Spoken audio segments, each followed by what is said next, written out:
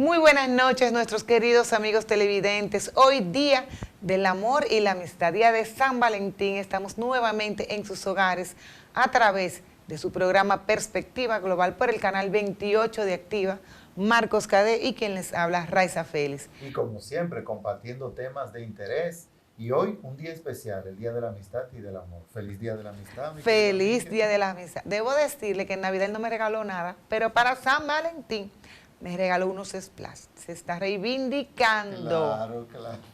Pero yo no le voy a regalar nada. Bueno, el mejor regalo que tú me das es tu cariño, tu aprecio y tu amistad sincera. Para mí ¿Lo es el oyeron? mejor regalo. Lo oyeron después que no me De reclama. afecto al otro, De- de lo mejor que usted tiene, que es el cariño, la entrega, servirle al otro, estar siempre disponible para el otro. Olvídese de las cosas materiales, que a veces ponemos mucha atención a los materiales. No le hagan mucho caso. Hagan su regalito. Yo me imagino que repartieron chocolatico, paletas de las que vienen de corazón rojo. Todos se pusieron su blusa roja. Yo no uso rojo porque el color no me conviene. Pero de verdad que en términos generales, las personas se ven muy lindas de rojo. El rojo como que le da un tono diferente a la gente. Sí, sí, sí. Además, el rojo tiene mucho simbolismo, bastante. El rojo está presente en muchas cosas. Por ejemplo. El color del corazón, fíjate, el de la sangre, el color rojo. ¿Sí? Nuestra bandera tiene el color rojo también. Está evadiendo el tema.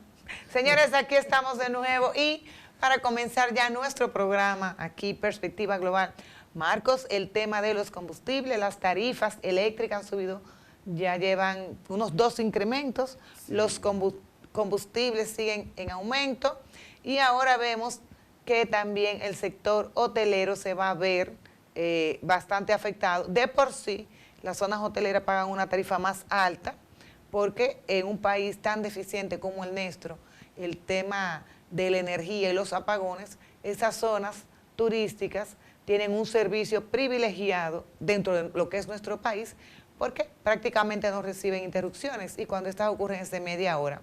Pero al retirar ahora el subsidio, esa tarifa que de por sí es una de las más altas, va a tener un incremento que va a impactar en lo que es la industria turística, que es una de las principales generadoras de divisa, de movimiento económico por las compras y la producción, y todos lo vivimos con lo que fue esta crisis del COVID y el trabajo que está haciendo tanto el presidente Luis Abinader como el ministro Collado para retomar el empuje de ese sector. Hay que precisar que en el caso del impacto que va a tener la industria turística, se ve reflejado de la siguiente manera. El gobierno va a retirar el subsidio a los combustibles que reciben los sistemas aislados de distribución eléctrica del país. Como es bien sabido, hay muchas empresas eléctricas que funcionan en sistemas aislados que reciben una exoneración de los diferentes combustibles que utilizan para producir energía eléctrica, tanto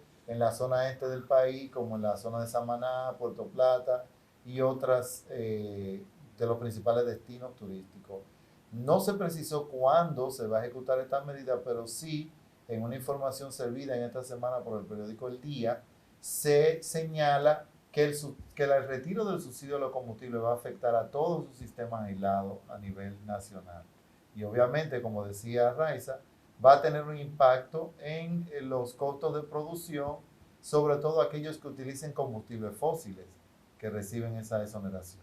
Y ese aumento en la tarifa de las empresas que suministran energía al sector eléctrico va a tener un impacto también en lo que es la operatividad de las propiedades hoteleras, que de por sí se quedan de que alrededor de un 25% de sus costos son energéticos.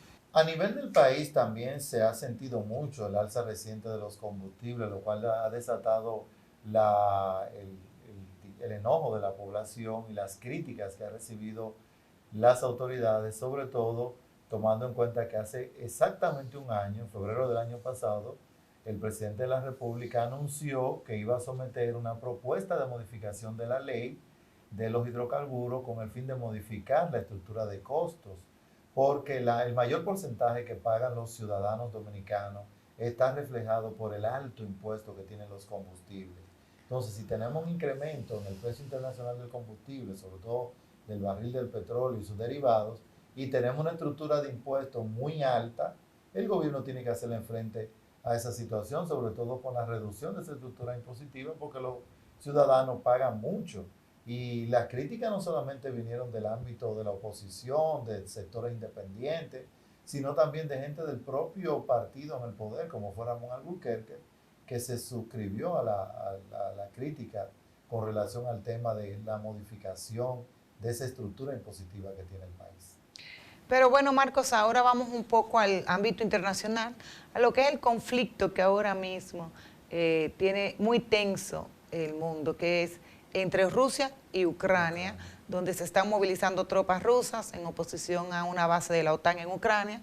Estados Unidos está de por medio y como efecto colateral, digamos, está también el famoso gasoducto que va desde Rusia hacia Alemania. Ciertamente esta semana fue muy intensa porque después de unos esfuerzos muy positivos del presidente Macron de Francia, que visitó a Putin, luego visitó al líder de Alemania y luego visitó al de Ucrania, en el cual está buscando como vía de entendimiento para enfriar la situación y provocar que Rusia retire las tropas, porque ciertamente la movilización de tropas de Rusia hacia la frontera ha generado mucho temor en los países de Europa del Este, en el propio Occidente y en las naciones principales que lideran Europa como Francia, Alemania, Inglaterra, y otras naciones que están muy preocupadas por la situación. El presidente de Estados Unidos ha tenido también una voz cantante en la crisis y Estados Unidos viene monitoreando de cerca la movilización de tropas, sobre todo porque Rusia está insistiendo en que no le instalen una base de la OTAN en sus fronteras en Ucrania. Sin embargo, Ucrania dice que tiene todo el derecho a formar parte de la OTAN, que era uno de los pedidos que hacía Rusia de que Ucrania no forme parte de la OTAN. Vamos a ver en qué va a parar este conflicto porque tiene muy tenso el mundo y puede desencadenar en un incremento de precios mayores a lo que estamos viviendo con estos niveles de inflación que hemos tenido producto de la pandemia.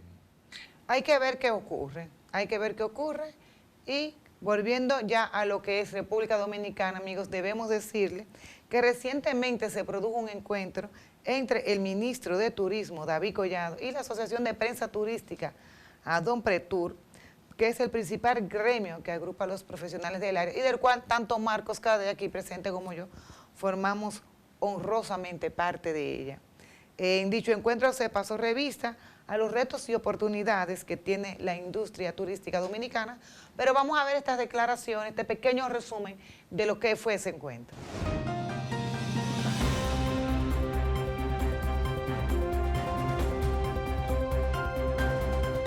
ADOMPRETUR y el Ministerio de Turismo tienen la oportunidad de dar un firme ejemplo de unidad y de trabajo en conjunto.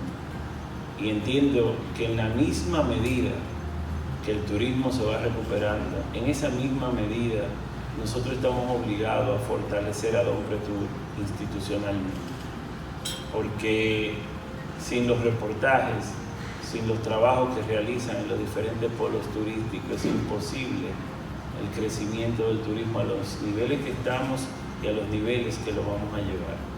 Hoy ratifico públicamente aquí mi compromiso de apoyar esta junta directiva y de apoyar a ADOMPRETUR y de desarrollar planes concretos a corto, mediano y largo plazo entre el Ministerio de Turismo y ADOMPRETUR.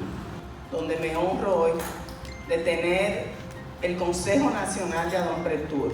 Sé que algunos están por llegar, estamos hablando de las filiales, de los directores regionales, de ADOMPRETUR Joven, del Comité de Ética, de los asesores, de los expresidentes.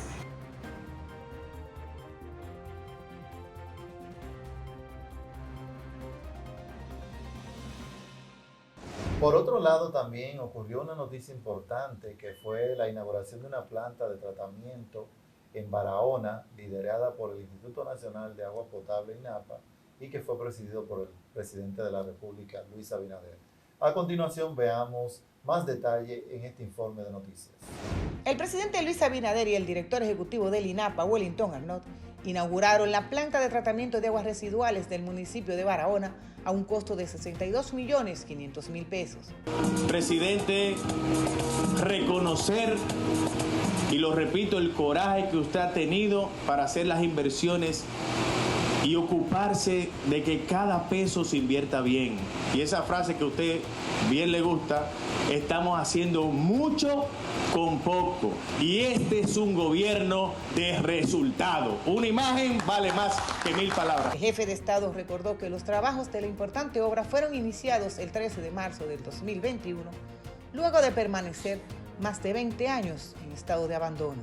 Arnaud explicó que la planta tiene una capacidad para tratar 150 litros por segundo, impactando de manera favorable a 160.000 personas en los sectores de Enriquillo, Baitoa, Pueblo Nuevo, Villa Estela, Las Flores, Camboya y Sabica del municipio. Se explicó que durante los trabajos de rehabilitación de la planta se generaron más de 500 empleos directos e indirectos que dinamizaron la economía de las familias barahoneras. Bueno, Marco, y de todo es sabido que hay una gran necesidad de empleos en el sector hotelero, tanto en la zona este como a nivel nacional, pero con el propósito de aplicar en las más de 5.000 plazas de trabajo en la hotelería y turismo aquí en la zona este, cientos de personas acudieron a lo que fue la Feria de Empleos que encabezó el Ministerio de Trabajo, dirigida por Luis Miguel de Camps, el director de Infotec, Rafael Santos, y el presidente de Azoleste, Ernesto Veloz. Vean este pequeño reportaje de lo que ocurrió en ese escenario.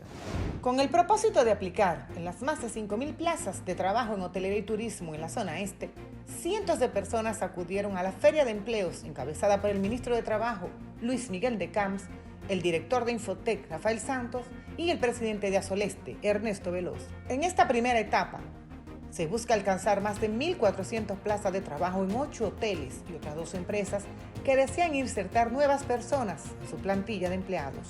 Las cadenas hoteleras con plazas disponibles son Bahía Príncipe Hotel and Resorts, Hard Rock Hotel y Casino Punta Cana, Brittles Punta Cana Resort Spa, Excellent Punta Cana, Palladium Hotel, Meliá Internacional, Hotel Uala, Light Aqua Hotels and Resorts, así como las empresas Inversiones Valdés Fuentes.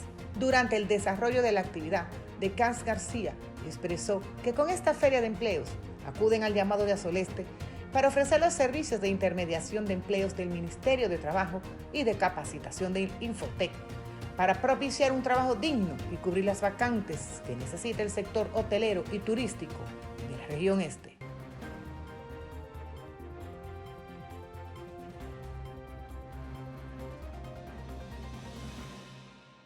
Hola, ¿qué tal, amigas y amigos? Gracias por estar con nosotros en un nuevo encuentro. Miren, señores, aquí en los Estados Unidos la inflación se ha disparado en estos 2 primeros meses un 7%. Cada vez más en el país de la abundancia, en el país donde aparentemente todo es tan relativamente fácil, los productos de primera necesidad no se encuentran. Lo que una familia promedio acá podía hacer una compra de los productos de primera necesidad con $50, ahora mismo no solo es que el nivel de inflación ha hecho que los productos se hayan encarecido de manera significativa, sino que no aparece, porque todos sabemos que a 2 años y algo de la pandemia del coronavirus y las mutaciones como el Omicron que ha tenido este virus, ha traído como consecuencia también que la cadena de suministro a nivel global se ha afectado y los productos que esta nación exporta desde Centro, Sudamérica y el Caribe, desafortunadamente en diciembre, grandes fletes, grandes barcos se mantenían varados en los principales puertos, causando esto un delay, un retraso en todos los productos que aquí normalmente se consumen, son usados por los estadounidenses, y esto ha hecho que no se encuentren dichos productos. Por otro lado, miren, señores, está en una fase de investigación las 24 personas y otras que se encuentran internas en Argentina por la cocaína contaminada. Nosotros estuvimos revisando la página oficial y estuvimos buscando que el principal componente mucho más fuerte, 10.000 veces más fuerte que la morfina. Es el componente del carfentanilo, que es un opioide extremadamente fuerte, y este fue el componente, el químico, que se encontró como sustancia y que desafortunadamente llevó a la muerte a 24 personas y otras tantas están hospitalizadas. Es importante no solo una investigación en Argentina, sino a nivel global. Ustedes y yo sabemos que los Estados Unidos es el principal país que consume todo tipo de sustancias controladas y se supone que debería establecer alianzas y presiones a los gobiernos del mundo para controlar el tráfico de la cocaína, de las anfetaminas, de la marihuana. Ahora ustedes saben que en el estado de Washington, que en Washington D.C. se legalizó la marihuana. Para muchos, los defensores de la marihuana por razones médicas, es un paso importante. Para otros que estamos en contra del uso de cualquier tipo de sustancia controlada, es un paso de atraso. De manera que Argentina tiene que seguir investigando, no solo para saber cómo estas personas accedieron a esta cocaína contaminada, sino para que los gobiernos de cada país puedan crear políticas que se implementen con la finalidad de reducir todo tipo de drogas. Ustedes saben que estamos en los Juegos de China, en los Juegos de Beijing. Son muchos los cuestionamientos que se están haciendo por de la manera inhumana que se ha estado atendiendo a los participantes en protesta.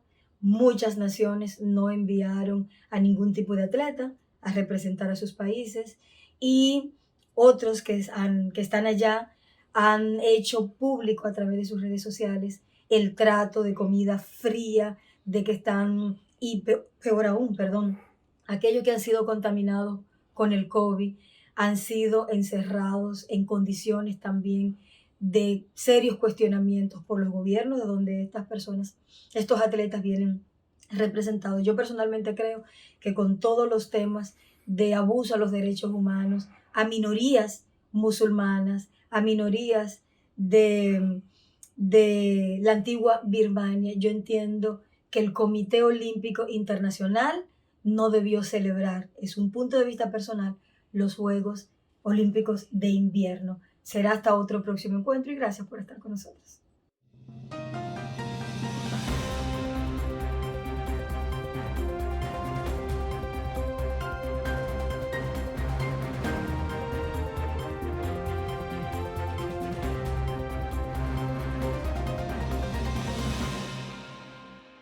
Bueno, pues HS Consulting es un grupo de empresas que está trabajando en la actualidad en 9 países, que se dedica a asesorar establecimientos turísticos sobre todo y también restaurantes en temas de prevención de enfermedades, en riesgos higiénicos sanitarios. Entonces trabajamos con hoteles para certificar que sus estándares operativos en materia de prevención de enfermedades transmitidas por alimentos y por el agua sobre todo son correctos. Pues esos criterios no son criterios nuevos, son criterios basados en fundamentos científicos sólidos. Por ejemplo, todos los temas de prevención en seguridad alimentaria están basados en microbiología de los alimentos. Hay una serie de microorganismos que residen de forma natural en los alimentos que se deben retirar antes de que el alimento sea consumido para que no produzca problemas a la persona que lo consume, ¿no? Pues de esta forma también se aplican de forma análoga en temas de higiene del agua, como pueden ser higiene en piscinas o prevención de la higieneurosis, y extendiendo un poco más ese paraguas o ese abanico de ámbito de aplicación, también se extendería la parte de seguridad de las personas en todo el tema de seguridad contra incendios, seguridad general, etc. Tratamos de concretar más nuestro ámbito de aplicación a lo que sucede dentro del hotel. Eso ya son más aspectos un poco más de orden público, ¿no? Serían más temas relacionados, por ejemplo, con las vías de escape ante un incendio, con el posicionamiento de los extintores o con la altura de los balcones, por ejemplo, esas partes de seguridad. Es decir, son una serie de elementos que tiene el establecimiento para prevenir accidentes. Sería eso. Afortunadamente en República Dominicana hemos tenido una aceptación muy buena Como le dije, la empresa se constituye en el año 2013, pero aterrizamos en República Dominicana a finales de 2015 y desde entonces hemos tenido un crecimiento muy sólido, muy constante. En la actualidad estamos trabajando con grupos muy importantes como Bahía Príncipe, Casa de Campo, Palladium, Catalonia, Majestic, etcétera, grandes grupos, AINA Resorts también, y con establecimientos un poquito más especiales como el Relais Chateau en Rock, por ejemplo, o establecimientos un poquito más tipo restaurantes gastronómicos. Nosotros tenemos nuestras instalaciones de laboratorio ubicadas en Bávaro, entonces nuestra zona fuerte es la zona de Bávaro y la Lleida, la Romana, etcétera, pero también estamos prestando servicio hasta Puerto Plata y en la capital también. O sea, tenemos también en la zona norte de Extremadura también tenemos clientes y esos son nuestros. La verdad es que estamos en casi todos los polos turísticos, porque como usted bien sabe, hay nuevos proyectos hoteleros hacia la zona de Nietzsche, está creciendo muchísimo. La verdad es que República Dominicana, como le comentaba, como destino turístico, es un destino turístico que ha evolucionado mucho en los últimos años. El cliente, nosotros notamos a veces que el cliente, el turista que viaja a República Dominicana puede tener ciertos prejuicios a nivel de que, bueno, pues yo puedo tener más riesgo de tener una gastroenteritis, por ejemplo, por diferentes temas. Sin embargo, las inversiones turísticas que se han hecho en los últimos años van asociadas también con una mejora de todos los controles en temas de calidad, porque esas grandes inversiones no van exentas de controles de este gran grupo, o sea que va todo unido, ¿no? Entonces, la verdad es que los estándares del destino son bastante buenos, sobre todo en esos clientes que le meten. Nuestro trabajo es un trabajo preventivo, básicamente, no es un trabajo correctivo, sino que tiene que ser preventivo. Por tanto, hay una serie de controles que se hacen en base, como le comentaba, a una serie de criterios científicos que están establecidos en documentos que no son nuevos, por ejemplo el Codex Alimentarius, del que se nutren las diferentes normativas estatales en los diferentes países, que al final tienen muchas analogías. Entonces nuestro equipo lleva a cabo en el área, en las zonas, una serie de inspecciones en base a esos criterios de todo lo que sean procesos fundamentales de almacenamiento de alimentos, sistemas de higiene del agua, controles de parámetros físico-químicos en piscinas, en redes de agua. Entonces, eso sería la parte de auditoría. En esa evaluación, en esa visita in situ, nosotros ya podemos establecer si el establecimiento tiene un buen estándar o no. Entonces, suele haber una correlación bastante directa entre establecimientos que tienen buenos estándares y luego al tomar esas muestras, como le digo, no es un sistema preventivo, esas muestras tienen un valor de verificar que el sistema funciona. Es decir, como yo tengo un buen estándar, tengo un número bastante alto de muestras aptas. Entonces, si tuviera un problema a posteriori, con esos diferentes elementos que estamos construyendo para el establecimiento, puedo defenderme en caso de que tenga una reclamación, porque estoy utilizando esos estándares que están reconocidos a nivel internacional. Por tanto, estas analíticas tienen más un valor de verificación que quizá un valor de diagnóstico, como lo tendrían en la medicina. Es más un valor de verificación y de poder verificar que ese establecimiento cumple realmente con ese estándar. Porque sería anómalo decir que un establecimiento tiene un estándar muy alto en piscinas y que las analíticas de piscinas estarían todo mal. Tenemos que establecer relaciones causa-efecto entre estas analíticas y los elementos de la inspección. Como le comentaba, estas certificaciones están basadas en criterios y estándares que son internacionalmente reconocidos. La mayoría de esos estándares ya se han traspuesto a normativas República Dominicana y en los diferentes países en los que trabajamos. Pero en los casos en los que no tenemos esos criterios, como ha pasado ahora con la crisis de la pandemia mundial del COVID, SARS-CoV-2, como ha pasado ahora, pues tenemos que buscar aquellos criterios que son más exigentes. Y ha habido mucho dinamismo en esas normas. Nosotros al final somos un grupo de especialistas sanitarios en materia higiénico-sanitaria que tratamos de adaptarnos a todas las demandas que tienen los establecimientos en materia de... Es como si fuéramos el médico del hotel en el apartado de biología, de control de los microorganismos. Entonces, esos estándares son estándares que están internacionalmente reconocidos, como decía, con el Codex Alimentarius en la parte de alimentos, como hay un organismo europeo que se llama EURI, que es el European Working Group in Legionella Infections, que ahora se ha introducido en el ECDC, que es el Centro de Control de Enfermedades Europeo, que lleva el tema de la legionellosis, y así otras materias, ¿no? Otras normas. Entonces, esos son los estándares en los que nos basamos para establecer esas evaluaciones.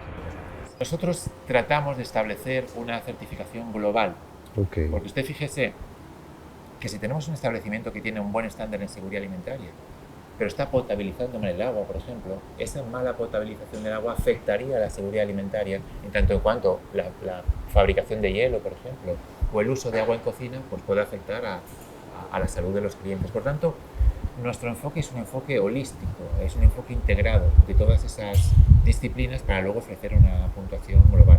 Entonces, nuestro estándar es un estándar en todas las materias higiénico-sanitarias que tiene el hotel. Este tema va a haber un antes y un después, porque el público en general ha tenido tiempo para estudiar y mucho contenido mediático en todo el tema de prevención de COVID, y es como que hasta hace poco ese campo estaba acotado a los sanitarios como yo, ¿no? Entonces, los biólogos, los veterinarios, los microbiólogos, los farmacéuticos. Sin embargo, ahora todo el público en general ha tenido un curso rápido en todo el tema de gestión de enfermedades. Todo el mundo ha opinado si es conveniente o no las mascarillas, y ha habido un debate en la calle también acerca de la necesidad o no de la vacunación. Entonces, esto se va a trasladar seguramente de alguna forma al mercado turístico, ¿no? Entonces, el cliente a la hora de decidir un destino va a tener criterios que antes no tomaba en consideración, y esos criterios de seguridad y higiene van a ser básicos. Es decir, quizá antes el cliente final daba pasaba por alto esos criterios y ahora los va a tomar como base, ¿no? Establecimientos que no tengan buenos estándares se van a salir de esa competición, ¿no? de esa oferta de establecimientos, ¿no? Por tanto, eso va a ser básico. Términos como la PCR, nosotros tenemos PCR desde el año 2018. Utilizamos la PCR para diagnosticar legionela en aguas, salmonela y listeria en alimentos el mismo día. Entonces la compramos porque teníamos ese interés, ¿no? y hemos evolucionado esa técnica en nuestros laboratorios. Sin embargo, ahora todo el mundo sabe lo que es una PCR, ¿verdad? Es una técnica que en horas te diagnostica con mucha precisión, con mucha fiabilidad, si tienes o no tienes un virus o un microorganismo, ¿no? Entonces, todo eso, digamos que ya el cliente de a pie pues lo conoce. Entonces, esos son conceptos que ya han sido adquiridos y que van a condicionar los criterios de aceptación o los criterios de elección de un establecimiento turístico y de un restaurante también.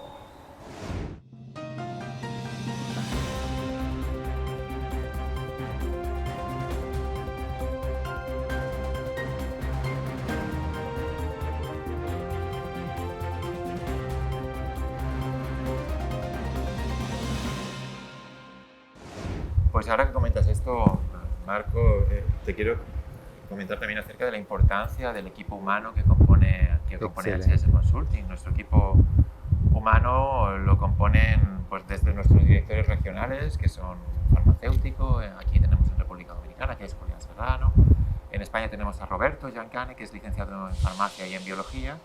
Y en México tenemos a Héctor Hernández, que es doctor en ciencias ambientales, ¿no? Entonces, de ese equipo coordina un grupo de muchos consultores, expertos en diferentes disciplinas de ciencias de la salud, como farmacia, biología, veterinaria, también ingenierías y también ciencias ambientales. Entonces, como usted comenta, a día de hoy las necesidades en materia de asesoramiento en establecimientos turísticos se han ido complicando, agregando nuevos elementos, acomplejando cada vez más. Entonces es necesario pues, que haya ese enfoque multidisciplinario del asunto, ¿no? Pues HS Consulting a día de hoy atiende a 609 establecimientos en 9 países. Como le comentaba, nuestras ubicaciones principales son República Dominicana, México y España. En esas ubicaciones tenemos laboratorios con la mejor tecnología que hay para nuestro ámbito, ¿no? Es un laboratorio ambiental de muestras de alimentos y aguas fundamentalmente. En otros países en los que estamos trabajando, como Italia, Cuba, Barbados, Jamaica, Andorra, estamos trabajando, adaptándonos a las necesidades del cliente, pero siempre con los mismos estándares, de forma que podamos comparar un establecimiento con independencia de su ubicación geográfica. Eso es muy importante. Pues en el año 2019 hubo una serie de noticias algo inconexas que afectaron a un destino fuertemente dependiente del turismo, como es República Dominicana, en una campaña un poco dirigida, ¿no? Entonces, los establecimientos lo que hicieron fue apegarse todavía más fuerte a esas certificaciones en materia de seguridad e higiene para mostrar a los países emisores de turismo que los estándares higiénico-sanitarios son buenos, son consistentes. Entonces, eso lo que hizo ha sido incluso más reforzar esos estándares, ¿no?, en todas esas materias.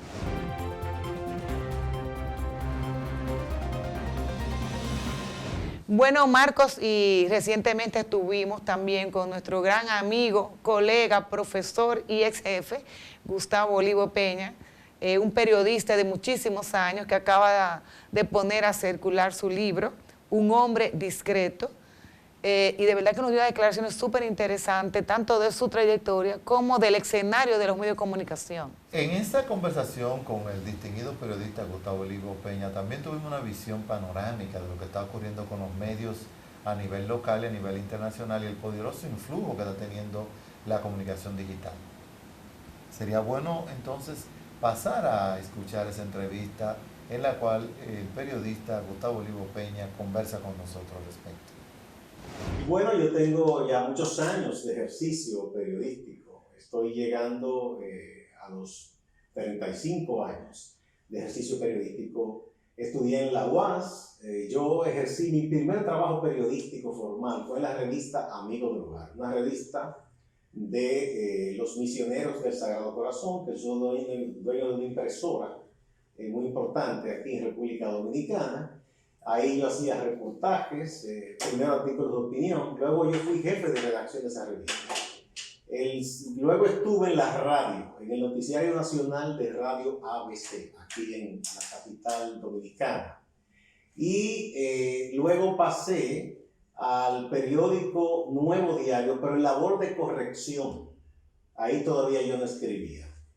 Y luego entonces sí ingresé al periódico Hoy, en donde estuve en principio como reportero en general, luego reportero de economía, y posteriormente ya hice trabajos de reportajes de fondo y de investigación en el periódico Hoy.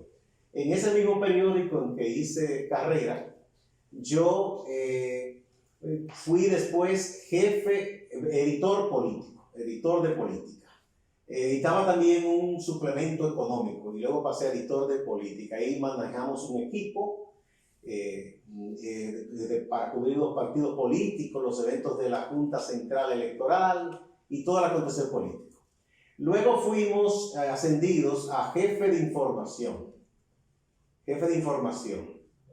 Y luego jefe de redacción. Ahí estuvimos un tiempo en el periódico Hoy, en esa parte ejecutiva. Luego pasamos al periódico El Caribe, también como jefe de redacción. Estuvimos un tiempo en el periódico El Caribe. Ya del Caribe, cuando salimos del Caribe, un grupo de colegas, entre los cuales estaban Rafael Núñez Grasal, Víctor Bautista y Fausto Rosario, y Patricia Mora, fundamos un portal noticioso digital, que fue de los portales noticiosos digitales que marcó una diferencia, que fue Clave Digital. Eso fue puesto en línea el 17 de marzo de 2004. ¿Por qué marcó una diferencia? Porque aquí habían portales, pero eran portales de los medios tradicionales, que regularmente lo que hacían era vaciar el contenido del periódico de papel con cierta tardanza. O también subían notas, algunos subían notas en el transcurso del día, lo que los reporteros les iban llevando a las salas de redacción. Pero Clave Digital fue Nativo Digital. Y Nativo Digital que marcó pauta en un sentido, no fue el primero, pero sí marcó pauta porque vació contenido, colocó contenidos importantes de economía, de análisis político y asuntos de fondo, reportajes de investigación y denuncias duras en el aspecto de la corrupción. El primer trabajo, por cierto, de Clave Digital fue un trabajo que nos costó un sometimiento a la justicia de un diputado reformista, que luego él perdió la pelea en los tribunales. Pero eso ya le dio un impacto. De Clave Digital pasamos entonces a Clave Impreso. Eso fue ya cuando el grupo Abrista nos compró Clave Digital, al grupo que estábamos, y ya se hacía el digital, pero además de eso se imprimió un semanario, que también era un semanario de lujo. Era un semanario con papel full color, papel muy bueno, también que tenía temas propios de gran impacto.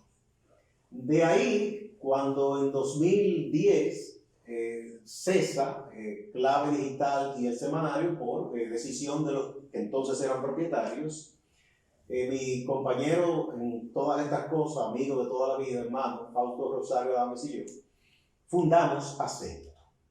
Acento era un nombre que yo había sugerido hacía unos años cuando se iba a sacar el semanario.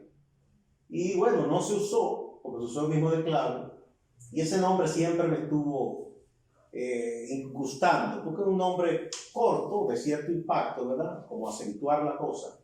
Y sacamos Acento. En Acento, el portal ha crecido mucho porque ya no es un simple portal noticioso. Aquí hay un cartel de firmas extraordinario, muchos intelectuales de todas las especialidades.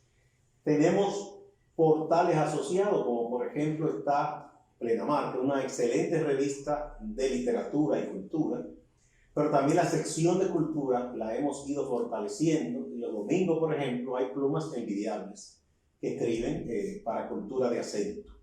Y además de todos los temas de ecología, multimedia, y hemos ido fortaleciendo esa parte. Esa ha sido mi carrera, pero el periodismo, y esto es un debate que todavía existe, muchos dicen que es un género menor en la literatura, otros dicen que no es menor. De salas de redacciones han salido excelentes escritores, y solo para poner dos casos aquí en América Latina, Gabriel García Márquez, premio Nobel, y Mario Vargas Llosa, premio Nobel. Ambos ejercieron el periodismo como reporteros. Estuvieron en salas de redacciones, de periódicos, de revistas, de radioemisoras, y de ahí sacaron ellos muchas de las historias que luego se convirtieron en novelas o en cuentos y personajes. Y quienes hemos sido parte de los periódicos tradicionales, cuando estaban en su mejor etapa, que eran salas de redacciones amplias, con un gran personal entre reporteros, fotoreporteros, editores, los ejecutivos de mesa, sabemos que en esas salas de redacciones se daban tremendas tertulias a ciertas horas, que estábamos al cierre, por ejemplo, hablando de autores, de libros, de literatura, y se intercambiaban libros, y eso era de gran riqueza, era esa conversación, eran esas tertulias para los periodistas. Entonces, el paso de periodista a escritor de ficción no es, digamos, tan traumático, porque uno vive situaciones, uno vive estando en contacto con personajes, gente que es protagonista de noticias, pero que a ti te llama la atención, la gente de todo tipo, en la política, en las comunidades, en la economía, en la justicia, tantas cosas que se dan. Entonces uno de alguna manera se nutre de esas historias. Es lo que yo he hecho, de toda esa experiencia, comenzar entonces a volcar eso en historias de ficción. Bueno, es muy amplio hablar de la prensa, porque si se tiene la prensa tradicional, los periódicos impresos, ya sabemos que esa industria está en crisis hace muchos años, porque el internet le asestó un gran golpe. Ya antes la radio y la televisión, que se dinamizaron y se multiplicaron, también le había hecho una competencia muy fuerte a los periódicos. El lenguaje en las redacciones era así: tenemos que hacer un periódico post radio y post televisión. Luego apareció el internet, que no tiene tiempo. Entonces había que ser creativo para dar versiones más avanzadas y distintas a lo que ya el internet había dado como noticia lineal. Ocurrió tal cosa. Eso por un lado. Pero ¿qué ocurre? Que ahora mismo, con las redes sociales y todas estas aplicaciones que hay para hacer TikTok, que tal cosa, que la gente hace contenido, sea o no periodista, y se convierten en personas influyentes, como dicen ahora. Incluso tienen más seguidores que los propios medios y los periodistas o comunicadores profesionales. Todo eso es un reto, que es difícil. Se está cada día creando nueva forma de tratar o de montarse en esa ola o de ir a la par. O tratar de contrarrestar, no, porque eso es imposible. Yo sostengo hace mucho que Twitter mató el ejercicio de la noticia. porque aunque sea algo poco serio como fuere, se pone ahí, la gente ya le da el y lo cree. Incluso le crea un dolor de cabeza a cualquier marca, por ejemplo, de un producto, una empresa, un servicio, o a los estados, a los gobiernos, cuando dicen cualquier cosa con que siendo mentira, se reproduce y le hacen una campaña tremenda. Eso es una situación novedosa de hace unos años y que yo creo que ha sacado de balance a todo el mundo, y la prensa enfrenta a eso. La pandemia le vino a asestar otro gran golpe a los medios tradicionales. El pastel de la publicidad es escaso. La tendencia ahora incluso, si ya era un problema que Google y esa cosa vendían publicidad universal, entonces le quitaban a los medios locales la posibilidad de negociar buenos contratos con las agencias. Ahora es incluso que ya está lo de la publicidad automática. Es el futuro. Portales que automáticamente van a ingresar contenidos con aplicaciones diversas, van a vender y cobrar publicidad. O sea que eso lo va a manejar prácticamente 1 o 2 personas. Ya, por ejemplo, en Japón, Corea del Sur y en China, tú estás viendo la televisión y puedes ver un muchacho, una muchacha que parecen modelos, muy bien vestidos, y la gente no sabe que esos son robots. Ya son robots que dan las noticias.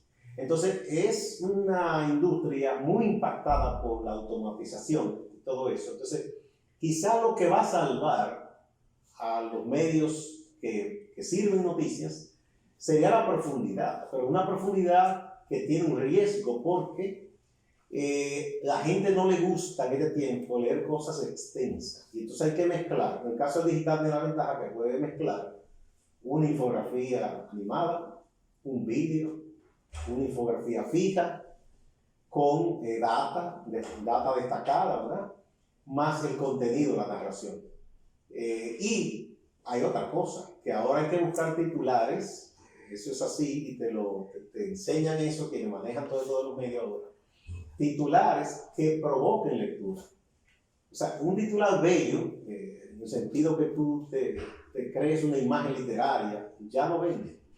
Casi tú tienes que decir, si tú quieres saber tal cosa, entra aquí. Dicho de otra manera, ¿no? Por ejemplo, ahí vimos la quiebra de este banco, de Banca América, ¿verdad?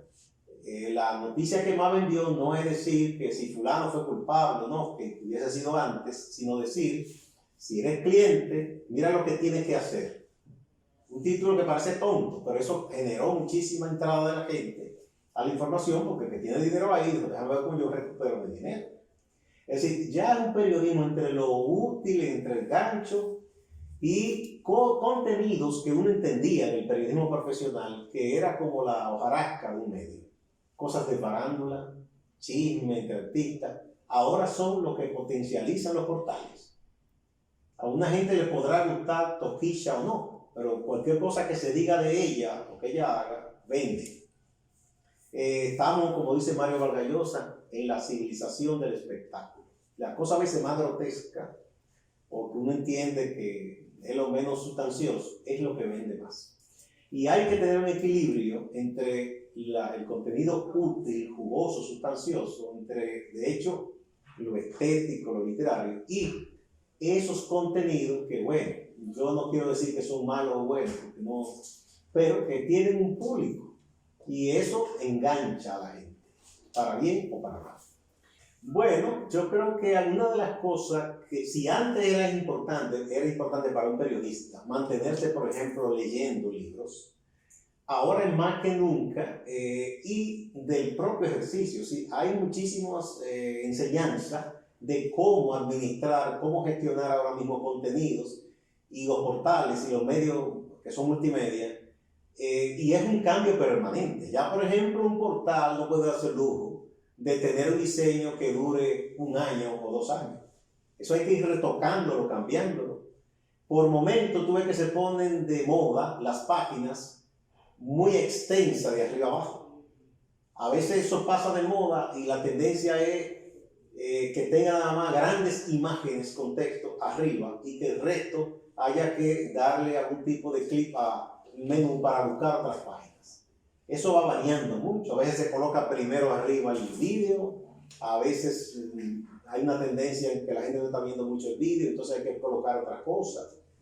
Y ni se diga los enlaces que hay que tener con las redes sociales, con todas esas redes, el contenido que hay que hacer en multimedia, los podcasts, todas esas cosas en TikTok, todo eso hay que hacer. Es un mundo diverso, imbricado una cosa con otra, yo digo que complicado, y nadie puede pronosticar qué va a pasar. ¿Quién va a sobrevivir? Quien más esté en la innovación, pienso.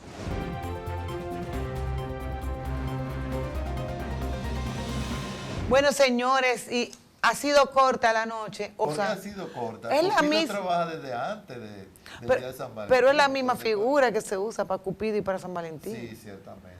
Yo no sé San si es el Valentín, mismo santo. No, no es lo mismo. Pero las Cupido personas... es una cosa, y San Valentín, el santo italiano, al cual viene el nombre, la fecha por el santoral, son diferentes. Pero ¿y por qué lo Cupido dibujan? es el símbolo.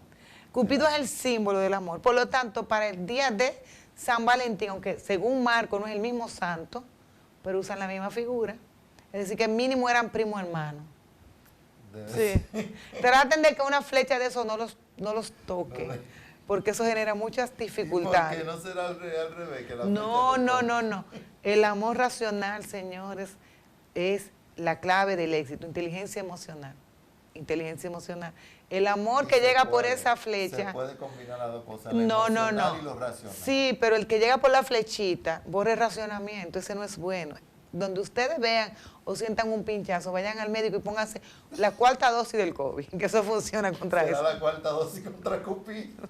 Sí, yo creo que la del COVID sirve para todo en este país. Ya estamos en la 4ª. Pero para eso. ¿Tú sabes que en este país están vacunando con la 4ª? Sí, no, y se anunció la vacunación de los niños también. No, la 4ª dosis ya la estamos poniendo la aquí. de los niños, se anunció esta semana que el gobierno iba a empezar a vacunar a los niños menores de 5 años. Eso marca un hito también, sin precedentes. Bueno, yo sugiero que esperemos a ver qué dice la OMS, la Organización Mundial de la Salud. Recomienda la vacunación en niños, ya lo han hecho en Chile, en muchos países de Latinoamérica.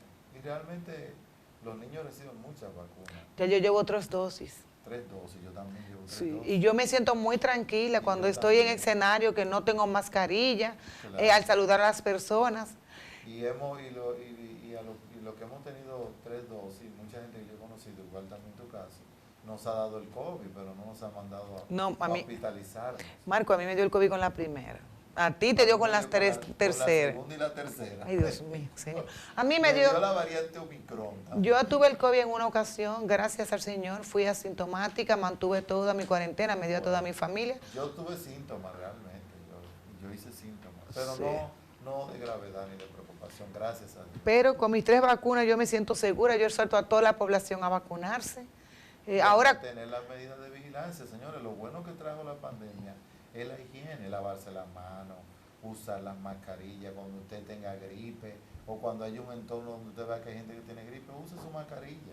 regálese de San Valentín su vacunación, no su vacunación, porque la inoculación por rebaño es la única esperanza que tenemos ahora de que este virus, esta pandemia, este COVID-19 y sus variantes sea controlable y no cause esas muertes, esos casos de gravedad, ese desbordamiento en los hospitales.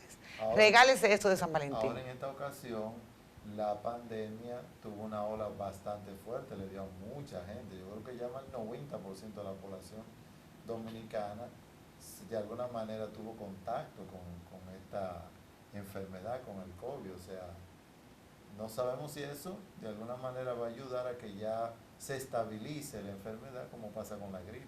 Vamos a ver qué va a pasar en las próximas semanas. Y nos vemos el próximo lunes aquí en Perspectiva Global. Marcos Cade, Raiza Félix, por Activa Canal 28.